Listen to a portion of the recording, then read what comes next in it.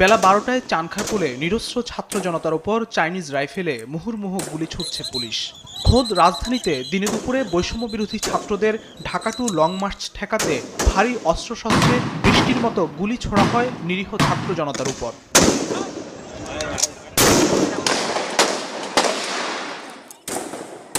আন্দোলনকারী ছাত্র জনতা শাহবাগে যেতে চাইলে তাদের উপর হায়নার মতো হামলে পড়ে পুলিশ গুলি করতে থাকে প্রায় ২ ঘন্টা। পুলিশের এই ঊর্ধ্বতন কর্মকর্তাকে নিরস্ত্র আন্দোলনকারীদের উপর গুলি চালাতে বারবার নির্দেশ দিতে দেখা যায়।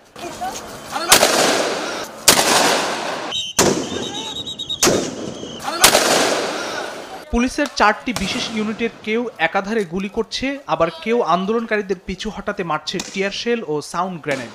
বিপরীতে আন্দোলনকারীদের বেশ কয়েকজন